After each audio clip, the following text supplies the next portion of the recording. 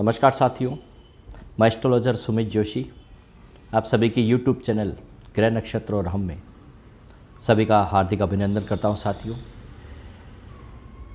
आज का जो वीडियो है वो आगामी समय में होने वाली कौन सी घटनाएं हैं, कौन सी वो स्थितियां हैं जो भारत की जन्म कुंडली में दिखाई दे रही है, किस स्थिति में हमें कौन सी चीज़ें देखने को मिलेगी, उन सभी के बारे में हम यहाँ पे बात कर रहे हैं।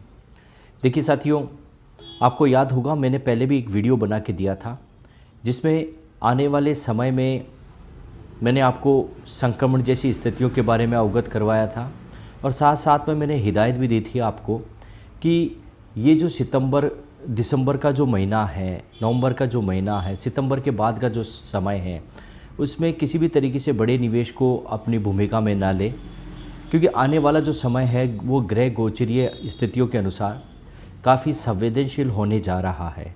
और आपने देखा जिस तरीके से संक्रमण की स्थिति बढ़ रही है, उस स्थिति को लेकर सरकार की गाइडलाइन के अकॉर्डिंग कभी भी किसी भी तरीके से कोई भी जो स्थितियां हैं, कोई भी जो नियम सिद्धांत है वो लागू किए जा सकते हैं।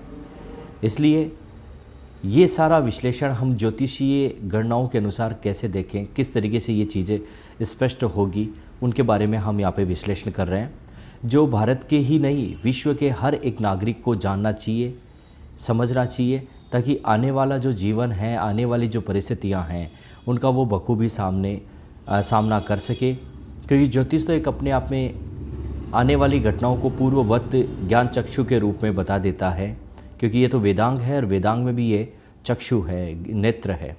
तो आइए हम बात करते हैं आज की इस भारत की जन्म कुंडली के विश्लेषण पे। देखिए साथियों, जो भारत की कुंडली बनती है वो वृषभ लगन की बनती है। वृषभ लगन की जो कुंडली बनती है उसमें यदि मैं वर्तमान में ग्रह गोचरीय अवस्थाओं की बात करूं भारतीय की जन्म कुंडली में, तो इस समय भारत की जन्म कुंडली में जो बृहस्पति है वो नीचे से स्थिति में है। ग्रह गोचरीय यानी जो हम आकाशीय पिंडों में देखते हैं राशि के हिसाब से, तो अभी ग्रह गोचरीय स्थितियों में वो नीचे से स्थिति में है। और हालांकि शनि का नीच भंग राजयोग उसमें बन रहा है, लेकिन जब आपने देखा है इतिहास में, आप देखिएगा जब आपने ये बृहस्पति का जब भी नीच अवस्था में होना, वो न तो पैसों के लिए, रुपए पैसों के लिए, न व्यापार के लिए, न ही स्वास्थ्य के लिए और न ही जनमानस के लिए किसी भी तरीके से वो लाभप्रद नहीं रहा है। आपको याद होगा कोरोना के समय में भी बृहस्पति का नीच अवस्था देखने को मिली थी और उस समय किस तरीके से पीड़ित अवस्थाएं हमारे जीवन में आई थी वो हमने देखा है। इसलिए आपको और सभी भारतवासियों को और ये विश्व के सभी लोगों को ये चाहिए कि जब बृहस्पति अब जब वर्तमान में नीचे से स्थिति में चल रहे हैं और भारत की जन्म कुंडली का विश्लेषण करें तो भाग्य स्थान में नीच के होके चल रहे हैं। शनि का नीच भंग राजयोग है, लेकिन ये स्थिति काफ़ी संवेदनशील होने वाली है। ऐसे में ये कहा जा सकता है आप सभी भारतवासियों को, विश्व के सभी लोगों को अपनी सेहत का विशेषतः ध्यान रखना है जब इस महामारी से हम व्याप्त हैं।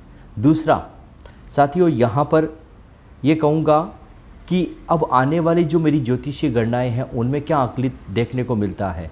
देखिए, बृहस्पति यहाँ पर 20 नवंबर 2020 को नीच राशि में आए हैं, तो ऐसी स्थिति में शनि से संयोग कर रहे हैं और इतिहास की तारीखें गवाह हैं कि क्या है। आने वाले समय में ग्रहण भी देखने को मिल रहा है आपको। ग्रहों का जो षष्ठ ग्रही योग है वो भी इस स्थिति में आ रहा है। ऐसे में एक चीज़ कहूँगा मैं आपको, आंधी तूफान, बाढ़, अग्नि, देशों के मध्य तनाव जो वर्तमान में भी चल रहा है, आगे ये बढ़ेगा। साथ ही साथ भूकंप, चाहे वो विश्व में हो और चाहे भारत में हो। आपको याद होगा मैंने भूकंप भी पहले भी वीडियो बना के दिया था, किन किन राज्यों में भूकंप आएगा, कितने रेक्टर पैमाने पे आएगा ज्योतिषी गणनाओं के अनुसार, और वो आपने देखा 100% खरा उतरा। इसके साथ साथ राजनीति में उठापटक, राजनीति में उथल फुथल की प्रिडिक्शंस, वो भविष्यवाणियाँ हैं वो मैंने पहले भी दी थी और जो आपको होती हुई दिखाई दी है। आने वाले जो चुनाव होंगे, जैसे बंगाल का चुनाव, उसमें आपको हिंसात्मक प्रवृत्ति देखने को मिलेगी। तो ऐसे में हम कह सकते हैं राजनीति में उतार चढ़ाव देखने को मिलेगा। साथ ही साथ ये कहूँ कि विश्व में भी भूकंप के जैसी स्थितियाँ देखने को मिलेगी, विभीषिकाएँ व्याप्त देखने को मिलेगी। साथ ही साथ तूफान आएंगे, वो काफ़ी बड़े पैमाने पे आपको देखने को मिलेंगे। और जो निम्न स्तर की जो पार्टियां हैं वो अपने आप के वर्चस्व को उच्च स्तर पे कायम करने की कोशिश करेगी, और उच्च स्तर की जो पार्टियां हैं राजनीति में वो अपने आप को उठाने की कोशिश करेंगी, लेकिन निम्न स्तर की जो पार्टियां हैं उनके सामने अपना वर्चस्व खोती हुई दिखाई देंगी। स्पेशली यदि हम बात करें यहाँ पर निकाय चुनाव की, जो लोकल चुनाव होते हैं, महानगर पालिका, नगर पालिका के चुनाव, उनमें आप देखिएगा जो लोकल पार्टियां हैं वो अपना वर्चस्व कायम करती हुई दिखाई देंगी, और जो उच्च श्रेणी की पार्टियां हैं उनके वजूद को एक प्रश्न चिन्ह में रखा जाएगा। तो ये कम से कम 7 से 8 प्रकार की जो मेरी भविष्यवाणियां हैं, ज्योतिषी गणनाएँ हैं, वो आप सशर्त पूरा होता हुआ देख लेंगे। ये ज्योतिषी गणनाएँ मैं अच्छे से कैलकुलेशन करके आपके सामने रख रहा हूँ। नहीं चाहता हूँ मैं कि ये जो चीज़ें जो मैं बता रहा हूँ वो हो, क्योंकि इससे हर जनमानस को हानि होगी। लेकिन ग्रह गोचरीय अवस्थाएं, ग्रहों की ये जो चाल है वो अपने आप में चलते हैं, इसलिए हमें ऐसी स्थिति में ईश्वर से प्रार्थना, अपने इष्ट से अपने जो देश, विश्व, जनमानस, उसकी सुरक्षा की प्रार्थना करनी ही चाहिए। क्योंकि ये जो विभीषिकाएँ देखने को मिलती है, तो एक छोटी सी विभीषिका, चाहे वो तूफान की हो चाहे वो भूकंप की हो, काफ़ी जनमानस को प्रभावित कर देती है, काफ़ी तादाद में लोगों के जीवन को अस्त व्यस्त कर देती है। और ये सारी स्थितियाँ आप सभी देख पाएंगे। मेरी ईश्वर से ये प्रार्थना है, ऐसी घटनाओं का गठन ना हो, किसी भी तरीके से हो, वो ईश्वर हमारी यहाँ पर रक्षा, हमारी मदद करे। अभी तक के लिए साथियों इतना ही। वीडियो अच्छा लगे तो शेयर, लाइक, सब्सक्राइब ज़रूर कीजिएगा।